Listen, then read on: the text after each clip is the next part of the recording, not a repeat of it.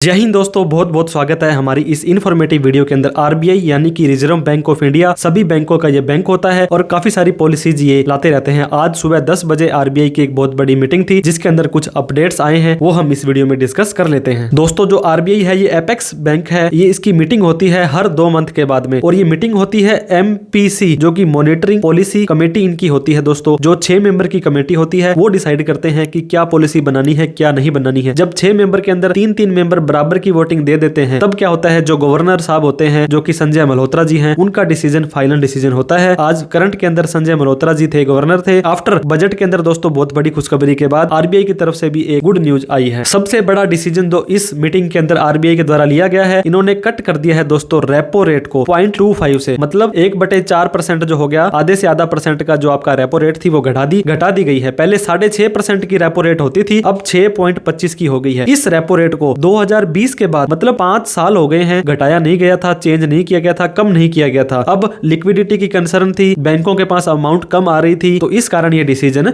लिया गया है। दोस्तों, आपको पता होगा ये जो रेट होती है, ये रेपो रेट क्या होती है, किसे बोलते हैं? ये वो रेट होती है जिसपे इंटरेस्ट दिया जाता है बैंक के द्वारा इसको आरबीआई को। आपको पता होगा आरबीआई बैंकों का बैंक है, ये इन सभी के सभी बैंकों को मॉनिटर करता है। जब मान लीजिए स्टेट बैंक ऑफ इंडिया है, इसको लोन लेना है, तो ये लोन लेने के लिए आरबीआई के पास जब जाता है तो आरबीआई इससे कुछ इंटरेस्ट लेता है। तो आरबीआई पहले इनसे 6.5% का ब्याज लेते थे, अब इनसे 6.25% का ब्याज लेंगे, तो बैंकों को कम इंटरेस्ट देना पड़ेगा। इससे क्या होगा, बैंक हैव टू पे लेस इंटरेस्ट। जब बैंक कम इंटरेस्ट आगे देंगे तो कस्टमर से भी वो आगे कम ही इंटरेस्ट लेने वाले हैं और जो आपकी ईएमआई होगी वो रिड्यूस हो जाने वाली है, क्योंकि EBLR external benchmark landing rate, आपने कभी भी देखा होगा आपका सिबिल 800 प्लस है तो इतने प्लस में इतने, तो इतने प्लस में इतने, इस तरह का ब्याज आपका डिसाइड होता है। तो जब आपका ये रेपो रेट कम हो जाएगा तो आपका 0.25 बेसिस से आपका जो इंटरेस्ट रेट है वो भी घट जाने वाला है। इसके बाद में 2 फैक्टर ऑथेंटिकेशन, इंटरनेशनल पेमेंट अगर आपने कोई भी करनी है तो फ्रॉड वगैरह बहुत ज्यादा होने लग गए थे। आरबीआई ने ये भी इस मीटिंग में डिसाइड किया है कि इंटरनेशनल पेमेंट के लिए 2 फैक्टर ऑथेंटिकेशन को एक्टिव किया जाएगा। अब इन्फ्लेशन जो थी, आपकी महंगाई दर होती है, वो भी थोड़ी सी रिड्यूस हो जाएगी। इन्फ्लेशन का जो रेट है ये 2% से लेकर के 6% के बीच होना चाहिए, लेकिन फूड इन्फ्लेशन, खाने पीने की चीजें, रोटी सब्जी दाल मकान, ये जो चीजें हैं ये भी अभी एक प्रॉब्लम बनी हुई है। और जो जीडीपी है, ग्रोस डोमेस्टिक प्रोडक्ट, दोस्तों ये बहुत ही भारी भरकम वर्ड होता है, ये सेम टू सेम 6.6 पर ही रहने की संभावना आरबीआई ने बताई है। तो कितनी सेविंग इस आरबीआई की मीटिंग के बाद में, इस रेपो रेट को कट करने के बाद हो जाएगी? मान लीजिए आपने होम लोन ले रखा है 50 लाख रुपए का और 20 साल के लिए आपने इसकी किस्त बना रखी है, ईएमआई बना रखी है, तो 0.25 बेसिस अगर रिड्यूस होता है, मान लीजिए पहले 8.5% का ब्याज आप देते थे तो आपकी ईएमआई 43,059 रुपए बनती है और 0.25 कम हो जाता है, यानी कि 8.25 अगर आपका ब्याज होता है तो 42,452 बन जाता है, मतलब 607 रुपए हर महीने का बचने वाला है। और अगर 607 को गुना 12 कर देते हैं, एक साल के अंदर 7200 रुपए बचने वाले हैं, जो एक कंसीडरेबल अमाउंट हो जाती है एक लोन के अंदर। अगर आप होम लोन के अलावा कुछ और भी बेनिफिट आप अगर पर्सनल लोन में देखना चाहते हैं और भी किसी तरह का लोन लिया है, तो लगभग हर लोन में ही आपको 0.25% के जो रेट ऑफ इंटरेस्ट है वो घटने वाला है। तो इस तरह से दोस्तों ये आरबीआई का डिसीजन आया है। आपको क्या लगता है कि डिसीजन बढ़िया है? आप अपने पैसे को संभाल के रखिए, ग्रो करते रहिए। वीडियो अच्छी लगी हो तो लाइक करके, अभी तक हमें सब्सक्राइब नहीं किया तो प्लीज सब्सक्राइब कर दें। इस वीडियो को उन सभी लोगों में शेयर कर दें जिन्होंने लोन ले रखा था या लोन लेने वाले हैं। कोई डाउट क्वेरी क्वेश्चन हो तो कमेंट करके हमसे पूछ सकते हैं। Thank you so much for watching this video. जय हिंद, जय भारत।